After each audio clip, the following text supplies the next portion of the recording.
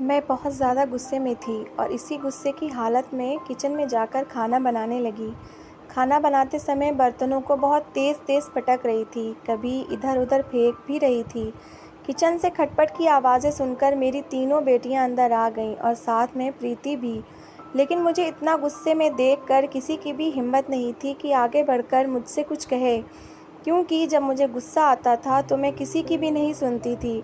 उन सब को देखकर मैंने गुस्से से चीख कर कहा, क्यों आई हो तुम लोग यहाँ से, चली जाओ। मेरी चीख सुनकर मेरी तीनों बेटियां तो चली गईं, लेकिन प्रीति वहीं खड़ी रही और आगे बढ़कर मुझे संभालने लगी। उसने जैसे ही संभालने के लिए मुझे पकड़ा, मेरा गुस्सा 7वें आसमान पर पहुंच गया, क्योंकि मेरे गुस्से की असल वजह तो वही थी। मैंने उसे इतनी ज़ोर से धक्का दिया कि वो गिरते गिरते बची। मुझे इस लड़की से बहुत ज़्यादा नफ़रत थी, इतनी नफ़रत तो शायद ही मुझे किसी और से हो।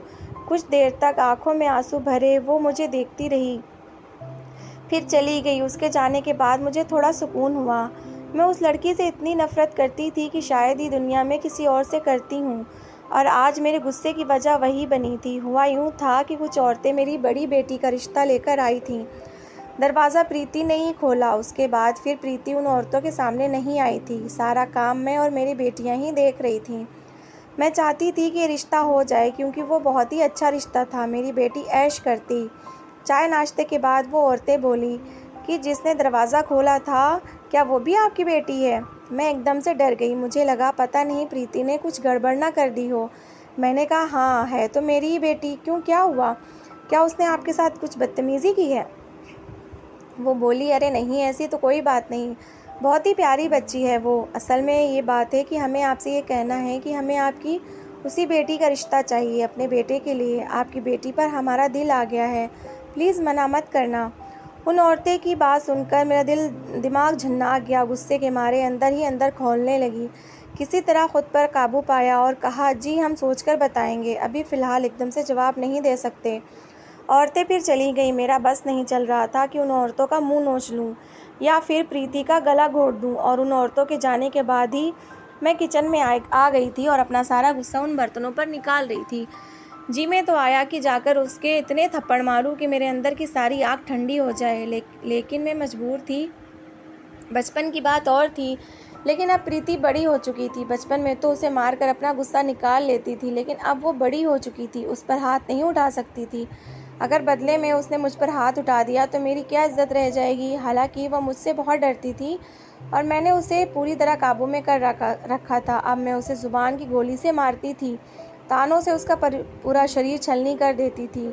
मैं अभी भी उस पर जुल्म करती थी। शाम तक धीरे धीरे मैं नॉर्मल हो चुकी थी और अब दिमाग चलने लगा था कि इस मामले से कैसे निपटा जाए।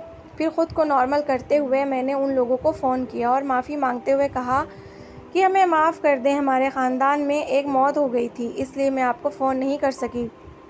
बात यह है कि हम प्रीति का रिश्ता पहले ही तय कर चुके हैं, तो इसलिए आपको प्रीति का रिश्ता नहीं दे सकते। अगर आप चाहें तो मेरी बेटियों में से किसी का भी रिश्ता ले सकती हैं अपने बेटे के लिए। मेरी बात सुनकर लड़के की माँ ने कहा, माफ़ करना बहन जी, हमें तो प्रीति ही पसंद आई थी। अगर प्रीति का रिश्ता आप नहीं कर सकती हैं तो कोई बात नहीं, हम कहीं और कोई लड़की देख लेंगे, लेकिन हमें तो प्रीति ही पसंद आई थी। ये बात सुनकर मेरे अंदर आग लग गई थी, गुस्से की एक ऐसी आग जिसमें मैं जल उठी थी। मुझे प्रीति पर बहुत गुस्सा आ रहा था। पहले तो उसकी माँ ने मेरा हक छीनने की कोशिश की और अब मेरी बेटियों का हक प्रीति छीन रही थी। गुस्से से मैंने फ़ोन रख दिया। कुछ भी हो जाए, मैं अपनी बेटियों का हक उस प्रीति को नहीं दूंगी। जो मेरी बेटियों का है वो मेरी बेटियों को ही मिलेगा। दिल में कुछ फैसला करते हुए मैं बाहर आंगन में आ गई। प्रीति कुछ किताबें पढ़ रही थी। उसे इस तरह से आराम से बैठा देखकर मैं गुस्से से चीख पड़ी। मैंने कहा, क्या पढ़ रही हो यहाँ बैठकर? वहाँ मेरे कपड़े पड़े हैं, उन्हें कौन धोएगा?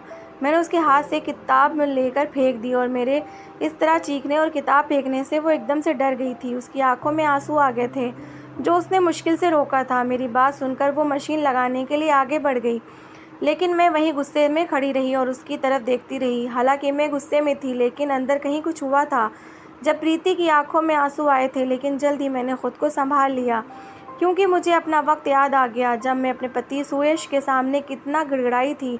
मैंने उससे रोते हुए कहा था, सुयश प्लीज़ तुम दूसरी शादी मत करो, हमारी खुद की बेटियां हैं, वो क्या सोचेंगी, आखिर उनके बारे में तो सोचो। लेकिन उसने मेरी एक नहीं सुनी थी और मुझे बहुत ही नफ़रत से देखते हुए कहा, पत्नी हो, पत्नी बनकर रहो, ज़्यादा सर पर बैठने की ज़रूरत नहीं। मैं अपनी ऑफिस की कोलीग से मोहब्बत करता हूँ और उससे ही शादी करूँगा। वो कम से कम पढ़ी लिखी तो है, तुम्हारी तरह जाहिल तो नहीं है। तुम मुझे किस हक से दूसरी शादी करने से रोक रही हो? एक बेटा तक तो मुझे नहीं दे सकी। सुयश की कितनी घटिया सोच को सुनकर एक पल के लिए मुझे सुयश से नफरत महसूस हुई, लेकिन फिर अपनी बेटियों का मुंह देखकर मैंने फिर अपने घर को बचाने की कोशिश की थी। मैंने अपने घर को बचाने के लिए एक तिनके का सहारा लिया। मैंने कहा, अगर वो भी तुम्हें बेटा ना दे सकी तो क्या करोगे? तो फिर तीसरी शादी करोगे क्या? मेरी बातों का सुयश पर कोई असर नहीं हुआ। कहने लगे कि मैं सोनम से लड़के के लिए शादी नहीं कर रहा, अपने दिल के सुकून के लिए कर रहा हूँ, क्योंकि मुझे उससे मोहब्बत है। अगर वो मुझे बेटा नहीं दे सकती तो कोई बात नहीं, अगर एक बेटी हो गई तो क्या हुआ? तुम्हारी भी तो 3 बेटियां हैं, एक और सही। सुयश ने मेरी बात न सुनने का फैसला कर लिया था। उस पर तो सोनम का भूत सवार था और इसी हफ्ते सोनम से शादी कर रहे थे। मैंने कुछ कहने के लिए मुंह खोला ही था कि उन्होंने एकदम चीख कर कहा, अगर अब तुमने एक शब्द भी बोला तो मैं तुम्हें अभी के अभी तलाक देकर इस घर से निकाल दूंगा। और बस यहीं पर आकर मैं खामोश हो गई। मेरी बेटियां भी बहुत छोटी थीं। बड़ी बेटी 4 साल की थी, दूसरी बेटी 2 साल की और सबसे छोटी बेटी अभी सिर्फ 3 महीने की थी। फिर मैंने किसी से कुछ नहीं कहा, बस चुप साध ली, क्योंकि अब तो कहने सुनने का कोई मतलब ही नहीं रह गया था। और फिर वही हुआ जो नहीं होना था। अगले हफ्ते ही सोनम ने शादी करके मेरी सौतन बनाकर घर ले आया। मैंने दिल पर पत्थर रखकर उसका स्वागत किया। शादी बहुत ही सादगी से की थी। सोनम के आने के बाद मेरी ज़िंदगी बस चल रही थी, और कैसे चल रही थी मैं ही जानती थी। मैं अपने मासूम बच्चों का मुंह देखकर अंदर ही अंदर तड़पती रहती थी। हमारा घर बहुत बड़ा था, इसलिए जगह की कोई ज़्यादा परेशानी नहीं हुई। उसने घर का सबसे बड़ा और अच्छा कमरा अपने और सोनम के लिए सेट कर लिया था। मैं ज़्यादातर अपनी बच्चियों को लेकर अपने कमरे में ही बंद रहती। शादी के तीसरे दिन ही सुयश सोनम को लेकर हनीमून मनाने चले गए थे। पीछे रह गई थी मैं और मेरी मासूम बच्चियाँ। दोनों पूरे 1 महीने बाद लौटे थे, और ये 1 महीना मेरी किन किन तकलीफ़ों में गुजरा था मैं ही जानती थी। छोटे छोटे 3 बच्चों को संभालने के साथ साथ मुझे बाहर का काम भी करना पड़ता था। मुझे लगा था कि मेरी ज़िंदगी का यही महीना सबसे तकलीफ़ से भरा महीना होगा, लेकिन मैं गलत थी। मेरी असल तकलीफ़ तो अब शुरू हुई थी। मेरी और मेरी बच्चियों की क्या ज़रूरत तो सोयश को दिखाई नहीं देती थी। मैं किसी चीज़ के लिए कहती कि मुझे फ़ला चीज़ चाहिए तो सोयश हफ्तों तक उस बात को टालते रहते। वहीं अगर सोनम किसी चीज़ के लिए कहती तो वो अगले ही घंटे में हाजिर हो जाती। सोनम खूबसूरत और अच्छे रख रखाव वाली थी, बात करने में भी तमीज़ थी, लेकिन उसे देखते ही मेरे अंदर नफ़रत के अंगारे भरने लगते थे। जी चाहता कि उसका मुंह नोच दूं, जिसने मेरी और मेरी बच्चियों पर हक पर डाका डाला था। सोयश पूरा दिन सोनम के साथ ही रहता, मुझे और मेरी बच्चियों को देखता भी नहीं था। सोनम घर का कोई काम नहीं करती थी, क्योंकि सोयश ने उसे कह रखा था कि घर का कोई काम मत करना, किचन में चूल्हे के सामने खड़े मत होना, क्योंकि तुम्हारा रंग काला पड़ जाएगा। और सोनम ने इस बात को शर्माते हुए मान लिया था। इसके उलट सुयश ने मुझसे कहा था कि अगर घर का सारा काम तुम करोगी, सोनम को किसी काम के लिए नहीं कहोगी, सारा काम तुम करोगी और टाइम पर करोगी। मुझे अब अपनी ज़िंदगी जीनी नहीं थी, बस गुजारनी थी, वो भी अपने बच्चों के लिए। इसलिए चुपचाप सारी बातें मानती चली गई। जब पति अपना नहीं तो फिर पराई लड़की से क्या शिकवा। सोनम वैसे तो पढ़ी लिखी समझदार थी, लेकिन थी तो सौतन ही। उसका खुद से भी मन नहीं करता किसी काम को हाथ लगाए। पूरा दिन कमरे में बंद रहती, बस सुयश के ऑफिस आने के 5 मिनट पहले बाहर निकलती, पूरी तरह तैयार होती और बाहर गेट पर सुयश का इंतज़ार करने लगती। वो दोनों कुछ देर आपस में बातें करते, फिर साथ बैठकर खाना खाते। मैं और मेरी बच्चियां किचन में ही बैठकर खाना खा लेते थे, क्योंकि सुयश का हुक्म था कि मेरे सामने कम से कम आना। कभी कभी मैं अपना गुस्सा अपनी बच्चियों पर निकाल देती थी, लेकिन बाद में पछतावा भी होता था कि आखिर इसमें मेरी बच्चियों का क्या दोष है। लेकिन मैं खुद मजबूर थी। मैं पूरा दिन घर के काम करती थी, पूरा दिन घनचक्कर बनी रहती थी, सबके लिए नाश्ता, खाना, कपड़े, घर की सफाई, ऊपर से 3 बच्चों को संभालना। इसके बाद सुयश और सोनम के फिजूल के चोचले देखना। दिल पर पत्थर रख कर काम करती और दोनों की इश्कबाजियाँ देखा करती। अगर सुयश सोनम को दूसरे घर में रखते तब भी शायद मुझे इतना दुख नहीं होता, लेकिन उन्होंने तो सोनम को मेरी छाती पर ही लाकर बैठा दिया था। फिर एक दिन पता चला कि सोनम प्रेग्नेंट है, तो सुयश इतना खुश हुए जैसे वह पहली बार बाप बन रहे हैं। लेकिन मेरे लिए थोड़ी राहत हुई। क्योंकि उन्होंने सोनम के लिए दूसरा घर ले लिया और उसी में सोनम को शिफ्ट कर दिया। लेकिन जाते जाते एक और ज़ख्म दे गए। कहा कि अगर सोनम इस घर में रहेगी तो मेरी नज़र सोनम के बच्चे को लग जाएगी। मेरे दिल पर धक्का सा लगा था, लेकिन सोनम का मेरे घर से जाना भी मेरे लिए सुकून की बात साबित नहीं हुई, क्योंकि सोनम घर में होती थी तो कम से कम घर में खाने पीने का सामान तो आता था। अब तो सुयश से भी बेफिक्र हो गए थे। घर में खाने पीने के लाले पड़ने लगे तो मैंने सिलाई का काम शुरू कर दिया। सुयश को फ़ोन करके सामान मंगवाती तो वो एक हफ़्ता लगा देते, इसलिए मजबूरी में मैंने खुद ही कुछ करने की ठानी। मैं कपड़े सिलाई करती और जो कुछ भी पैसा आता वो घर में खर्च करती। ये दिन मेरी ज़िंदगी के सबसे मुश्किल भरे दिन थे, लेकिन फिर ऐसा हुआ कि सुयश की नौकरी चली गई और सोनम ने एक बेटी को जन्म दिया। नौकरी जा चुकी थी, खर्चे बढ़ चुके थे, इसलिए मजबूरी में सुयश ने जो किराए पर मकान ले रखा था उसे छोड़कर वापस पुराने घर में आ गए। उसने दूसरी नौकरी ढूंढ ली थी, लेकिन बहुत कम सैलरी थी। वो सारी सैलरी प्रीति और सोनम पर ही खर्च हो जाती। उसके कमरे में दूध के डिब्बे और फ्रूट वगैरह हर वक्त मौजूद रहते, जबकि मेरी बेटियों की दफ़ा ऐसा कुछ भी नहीं था। सुयश की सैलरी तो प्रीति और सोनम पर ही खर्च हो जाती थी। मेरे खर्चे और मेरी बेटियों के खर्चे कहाँ से होते। मैं अपना वही सिलाई का काम करती थी और अपनी बेटियों का खर्चा चलाती थी। सुयश अपनी सैलरी से सिर्फ राशन पानी लाते थे। सोनम शुरू में तो अपनी दुनिया में ही मगन रहती थी, लेकिन अब धीरे धीरे उसने अपना असली रंग दिखाना शुरू कर दिया था। जब खर्चे बढ़ने लगे और आमदनी कम हो गई तो उसने एक दिन किचन में ताला लगा दिया। मैंने सोनम से हैरानी से पूछा, तुमने ऐसा क्यों किया? तो कहने लगी, आमदनी की तो ज़्यादा नहीं है और हमारे पास इतना पैसा भी नहीं कि हर वक्त बच्चे कुछ ना कुछ खाते रहें और फालतू के खर्चे बढ़ाते रहें। उसका साफ इशारा मेरी बच्चियों की तरफ था। जब सोनम किचन को ताला लगा रही थी तो सुयश सामने बैठे बैठे ये सब कुछ देख रहे थे, लेकिन उन्होंने अपने मुंह से कुछ भी नहीं बोला। मैंने शिकायत की नज़रों से सुयश की तरफ देखा तो उन्होंने कंधे उचका दिए। कहने लगे, हाँ सोनम ठीक कह रही है, अब आमदनी कम है, खर्चे ज़्यादा, तो सोच समझकर खर्च करना पड़ेगा। मैं कहते कहते रह गई कि मैं तो खुद पैसे कमाती हूँ और अपने बच्चों का खर्च करती हूँ, बल्कि सोनम तो फिजूल खर्ची करती है। ना जाने कितने फ्रूट्स तो उसके कमरे में पड़े पड़े सड़ जाते हैं। लेकिन इसे मेरी बुज़दिली कहो या मेरी गलती कि मैं अपने पति से डरती थी, बस यहाँ पर मैं खामोश हो गई। इतने पर ही हद नहीं थी, सोनम ने मेरी बच्चियों को प्राइवेट स्कूल से हटवा कर सरकारी स्कूल में डलवा दिया और अपनी बेटी प्रीति को प्राइवेट स्कूल में एडमिशन करा दिया।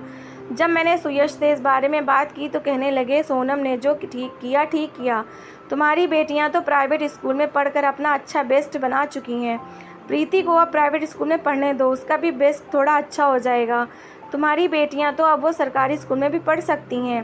प्रीति का कच्चा दिमाग है, अगर अभी से सरकारी स्कूल में डाल दिया तो वो पढ़ाई में कमज़ोर रह जाएगी। कोई त्यौहार होता, कोई फंक्शन होता तो मेरी बेटियों के लिए जोड़ तोड़ करके मैं खुद ही कपड़े बनाती थी, जबकि प्रीति के लिए मैचिंग चप्पल, मैचिंग चूड़ियाँ, मैचिंग ज्वेलरी सब कुछ आता था। ये देख कर मेरी बेटियों में हीन भावना आने लगी थी। कभी कभी वो मुझसे शिकायत करती कि मम्मी प्रीति तो इतने अच्छे अच्छे कपड़े पहनती है, फिर हम ही क्यों अच्छे कपड़े नहीं पहनते? प्रीति की मम्मी इतने सारे जेवर और इतने सुंदर कपड़े पहनती हैं, फिर आप क्यों नहीं पहनती? मैं बच्चों को डांट कर चुप करा देती, क्योंकि इन सवालों के मेरे पास कोई जवाब नहीं थे। अपने बच्चों की ज़रूरतें देखते हुए मैं ज़्यादा से ज़्यादा कपड़े सिलाई करती, जिससे कि मैं अपने और अपने बच्चों की ज़्यादा से ज़्यादा ज़रूरतें पूरी कर सकूं। लेकिन ये जो अंतर प्रीति के रहन सहन में और मेरे बच्चों में था, मैं उसे पाट नहीं पा रही थी, बस उस खाई को भरने में नाकाम थी। मेरी बेटियां धीरे धीरे बड़ी हो रही थीं और उन्हें अपने बाप से नफ़रत होती जा रही थी, क्योंकि वो इतना तो समझती थी कि ये सोनम नाम का जो सांप है उसके बाप ने ही उनके सीने पर लाकर बिठाया है। फिर खबर मिली कि सोनम फिर से पेट से है। सुयश बहुत खुश हुए। इस बार भी उनकी मोहब्बत में कोई कमी नहीं आई थी। वो पहले की तरह ही सोनम का ख्याल रख रहे थे, लेकिन भगवान को कुछ और ही मंजूर था। सुयश और सोनम मंथली चेकअप के लिए डॉक्टर के पास जा रहे थे। रास्ते में उनकी गाड़ी का एक्सीडेंट हो गया और फिर सब कुछ ख़त्म हो गया। सुयश और सोनम की मौके पर ही मौत हो गई। मैं घर में ही दोनों के लिए खाना बनाकर तैयार बैठी थी और उनका इंतज़ार कर रही थी, लेकिन बाहर वो एम्बुलेंस की आवाज़ सुनकर मैं कुछ घबरा गई। बाहर गेट खोला तो एम्बुलेंस से हमारे ही दरवाजे पर खड़ी थी। सब कुछ ख़त्म हो चुका था। सुयश और सोनम ने मौके पर ही दम तोड़ दिया था।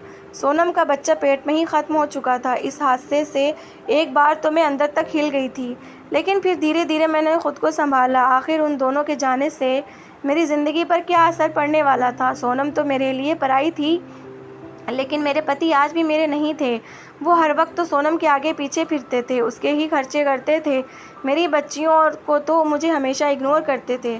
सुयश की इन हरकतों ने मुझे एकदम पत्थर बना दिया था। मैंने खुद को जल्दी ही इन सब बातों से ऊपर उठा लिया। मुझे कोई ज़्यादा दुख नहीं था सुयश के और सोनम के जाने का, लेकिन हाँ, जब मैं प्रीति को कभी कभी देखती तो थोड़ा दुख होता कि ये बिन माँ की बच्ची रह गई थी। लेकिन धीरे धीरे ये सब कुछ फिर नफ़रत में बदलने लगा कि आखिर सब इसकी माँ की वजह से हुआ था। मैंने अपने पूरे घर पर एक निगाह डाली, अंदर तक सुकून उतर गया था। अब ये पूरा घर मेरा था, इस घर की मालिक मैं थी, क्योंकि सोनम के आने के बाद मेरी हैसियत एक नौकरानी जैसी हो गई थी। मैं बस अपने कमरे में रहती थी और सोनम पूरे घर की मालिक बनी रहती थी। वो जैसा चाहती है वैसा ही होता था। फिर मैंने अपनी ज़िंदगी में आगे बढ़ने की सोची। उस घर की थोड़ी सी सेटिंग बदली और उसको एक सिलाई सेंटर में बदल दिया। एक सिलाई सेंटर खोला, लड़कियों से फ़ीस लेकर मैंने लड़कियों को सिलाई सिखाना शुरू किया। मेरे काम पर भगवान की कृपा हुई और खूब चल निकला। घर में पैसे आने लगे तो मैंने अपनी बच्चियों का एडमिशन अच्छे से प्राइवेट स्कूल में कराया। प्रीति का एडमिशन भी प्राइवेट स्कूल में ही कराया। मैं उसकी देखभाल, उसकी पढ़ाई लिखाई सब अपनी बच्चियों के बराबर ही करती थी, ना उनसे कम ना उनसे ज़्यादा। लेकिन फिर भी पुरानी ज़िंदगी की छाप मेरे दिमाग पर अभी भी थी। मैं प्रीति से अब भी नफ़रत करती थी। मैं उसे घर के सारे काम कराती और कभी कभी तो मेरा हाथ भी उस पर उठ जाता था। लेकिन प्रीति बहुत ज़्यादा शांत हो गई थी, हर वक्त उदास रहती और हर वक्त वो तो मम्मी मम्मी करते हुए मेरे पीछे घूमती रहती। खैर, धीरे धीरे चारों बच्चियां बड़ी होने लगीं, लेकिन प्रीति ने खूब रंग रूप निकाला था। वो बहुत ज़्यादा सुंदर थी, लेकिन एक बात मुझे बहुत खटकती थी, जो भी रिश्ता मेरी बड़ी बेटी के लिए आता वो प्रीति की तरफ झुक जाता था। तंग आकर मैंने प्रीति से कह दिया कि किसी भी आने वाले रिश्तेदार के सामने नहीं आना। प्रीति मेरी सारी बातें मानती थी और उसने ये भी बात मेरी मान ली थी। वो किसी के भी सामने नहीं आती थी, लेकिन हर बार कुछ ना कुछ ऐसा होता कि मेरी बेटी का रिश्ता होते होते रह जाता। वो लोग प्रीति को पसंद कर लेते और मेरी बेटी का रिश्ता रह जाता, और आज भी ऐसा ही हुआ था। फिर मैंने दिल में पक्का फैसला कर लिया कि सबसे पहले मैं प्रीति की ही शादी करूंगी और अपने रास्ते के कांटे को ही निकालूंगी, क्योंकि यही सबसे बड़ी समझदारी है। क्योंकि जब तक प्रीति की शादी नहीं होती मेरी बेटियों की शादियां नहीं हो सकती। इसलिए मैंने प्रीति के लिए रिश्ते देखना शुरू कर दिए। लेकिन प्रीति के लिए एक से एक बार बढ़कर रिश्ता आता था, लेकिन मैं उसकी शादी किसी अच्छे घर में नहीं करना चाहती थी। जो बरसों से मेरे दिल में गुस्सा भरा हुआ था उसे निकालना चाहती थी। मैं उसकी माँ का बदला उससे लेना चाहती थी। मैं हर आने वाले रिश्ते को मना कर देती, लेकिन अगला रिश्ता उससे भी बढ़कर होता था। मैं तो प्रीति की शादी ऐसे घर में करना चाहती थी जो उसके जोड़ का ना हो, जहाँ उसे सिर्फ दुख ही दुख मिले। लेकिन अभी तक कोई ऐसा रिश्ता मुझे नहीं मिला था। एक दिन मैं बाज़ार जा रही थी तो साइकिल वाले से टकरा गई। वो साइकिल वाला जल्दी से नीचे उतर कर आया और मुझे उठाते हुए बोला, माफ़ कर दो मैडम जी, मैंने आपको देखा नहीं। कुछ लोग मेरे पीछे पड़े हुए थे तो उनसे भागकर ही मैं कहीं भाग जाना चाहता था। मैंने साइकिल वाले को देखा, अच्छी कदकाठी का लड़का था, लेकिन कुछ घबराया हुआ था। मैंने कहा, कौन लोग तुम्हारा पीछा कर रहे हैं? कहने लगा, मैडम जी मैं जुआरी हूँ, जुए में सब कुछ हार गया, कुछ उधार भी हो गया था, तो उसी को चुकता करने के लिए कुछ लोग मेरे पीछे पड़े हैं। शाम तक कहीं से इधर उधर जुगाड़ करके मैं उनका उधार चुकता कर दूंगा। अभी तो मुझे उनसे बचना है। मेरे दिमाग में एक शैतानी ख्याल आया, इससे अच्छा रिश्ता तो प्रीति के लिए कोई मिल ही नहीं सकता। मैं उस साइकिल वाले को थोड़ा साइड में ले गई, उससे पूछा, तुम मेरी बेटी से शादी करोगे? मेरी बात सुनकर वो शर्मा गया और हाँ में सिर हिला दिया। मैं उसे फ़ौरन अपने साथ घर ले आई। उसी वक्त पंडित जी को बुलाकर प्रीति के साथ उसके फेरे डलवा दिए। प्रीति बहुत रोई, चीखी, चिल्लाई, लेकिन मैंने उसकी एक ना सुनी। एक बार को मेरा दिल उसके रोने चीखने से पिघल गया, लेकिन मैं अपनी नफ़रत में इतनी अंधी हो चुकी थी कि मुझे उसका रोना धोना कुछ भी दिखाई नहीं दे रहा था। साइकिल वाले की और प्रीति की शादी करवा कर मैंने उसे उसी वक्त घर के कपड़ों में ही विदा कर दिया। वो रोती धोती घर से विदा हो गई। मेरी बेटियों ने जल्दबाजी में शादी करने की वजह पूछी तो मैंने कहा, अगर प्रीति की शादी नहीं करती तो तुम में से किसी की भी शादी नहीं होती। मेरी बेटियाँ मेरी बात सुनकर शांत हो गईं। अब मुझे अपनी बेटियों की शादी की फ़िक्र थी। मैं उनके लिए रिश्ते ढूंढने लगी। अब क्योंकि प्रीति का कोई मसला नहीं था तो मेरी दोनों बड़ी बेटियों की शादी बहुत ही आसानी से हो गई। अब घर में मैं और मेरी छोटी बेटी बचे थे और छोटी बेटी की शादी करने का अभी मेरा कोई इरादा नहीं था। प्रीति की शादी किए हुए मुझे पूरे 6 महीने गुजर चुके थे और इन 6 महीने में प्रीति एक बार भी हमारे घर नहीं आई थी। मुझे अब थोड़ी उलझन होने लगी थी कि पता नहीं प्रीति कैसी होगी, वो एक बार भी हमसे मिलने क्यों नहीं आई। एक दिन ऐसे ही कट रहे थे कि एक दिन अचानक प्रीति आ गई। वो ना ही खुश लग रही थी और ना ही दुखी। आते ही मुझसे गले मिली और मेरे हाथ पर बहुत सारे पैसे रख दिए और बोली मैं आपसे मिलने फिर आऊँगी। मैं हैरान हो गई कि ये सब क्या है, इसके पास इतने सारे पैसे कहाँ से आए। फिर मैंने सोचा चलो जो भी है, मेरी बहुत सारी ज़रूरतें अटकी हुई थी वो पूरी हो जाएंगी इन पैसों से। एक हफ्ते बाद प्रीति फिर से मुझसे मिलने आई और खूब ढेर सारे पैसे मेरे हाथों पर रख दिए। अब मुझे बहुत ज़्यादा हैरानी हुई कि आखिर इसके पास इतने पैसे आते कहाँ से हैं। मुझे फिर उससे नफ़रत होने लगी। इससे लड़की की कितनी अच्छी किस्मत है, जहाँ भी जाती है इसकी किस्मत खुल जाती है। अगली बार जब प्रीति मुझसे मिलने आई तो उसका पति भी साथ में था। वो मुझसे बहुत ही मोहब्बत और गर्मजोशी से मिला। साथ ही उसने अपने छोटे भाई के लिए मेरी छोटी बेटी का रिश्ता भी मांग लिया। मैंने भी लालच में आकर हाँ कर दिया।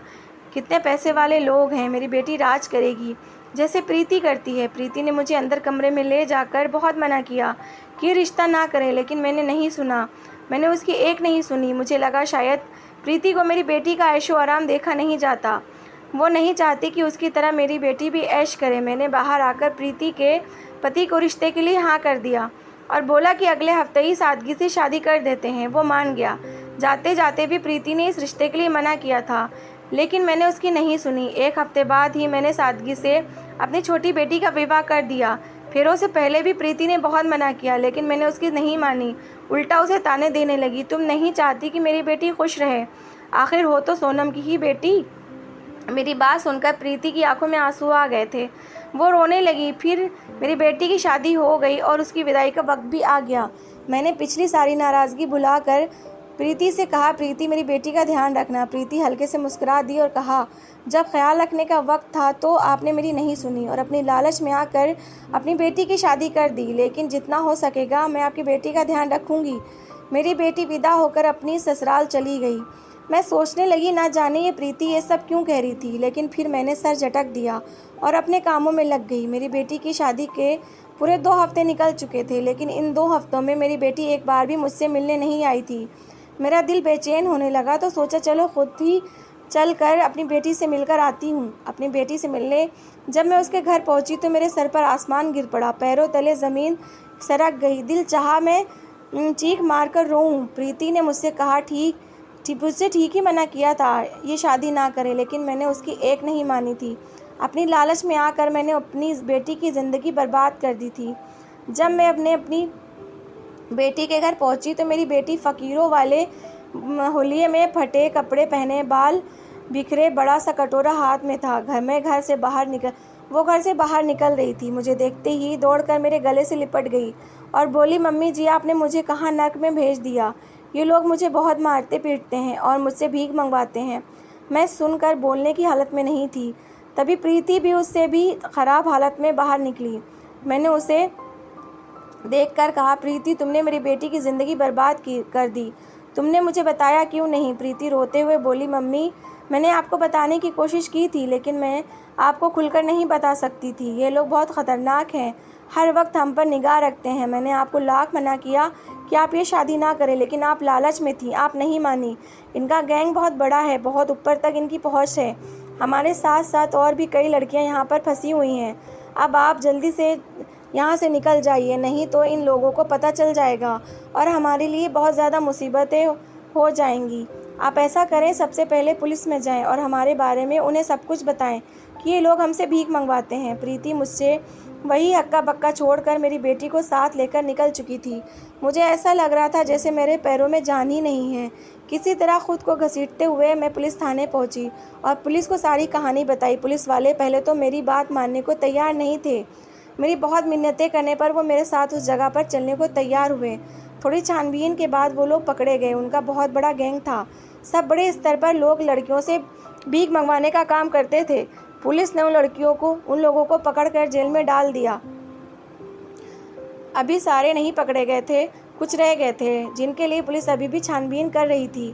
बहुत सारी लड़कियां थीं जो ये गंदगी से अब छूट चुकी थीं। मैंने अपनी दोनों बेटियों का तलाक दिलवाया और घर वापस ले आई। अब मुझे एहसास हो रहा था कि बदले की आग में मैं अंधी हो चुकी थी। प्रीति के साथ साथ मैंने अपनी सगी बेटी की भी ज़िंदगी बर्बाद कर दी थी। अगर कुछ कहना ही था, लड़ना झगड़ना था, अपना गुस्सा निकालना था, तो सुयश से कहना था। इसमें प्रीति का क्या कसूर था? वो तो बेकसूर थी। हर वक्त तो मम्मी मम्मी कहती मेरे आगे पीछे फिरती थी, मेरी मार खाती थी, मेरे तानों को सहती, घर का सारा काम करती थी। मैंने उस मासूम के साथ जानबूझकर गलत किया, इसलिए भगवान ने मेरी बेटी के साथ गलत किया। खैर, मेरी दोनों बेटियां अब मेरे पास हैं। मैंने अब पहली बार प्रीति को एक माँ बनकर गले लगाया। उसकी आंखों में भी खुशी के आंसू आ गए थे। तो दोस्तों, कैसी लगी आपको मेरी कहानी? अगर कहानी अच्छी लगी है तो कमेंट बॉक्स में ज़रूर बताइएगा और मेरी कहानी को ज़्यादा से ज़्यादा लाइक और शेयर करिएगा। Thanks for watching.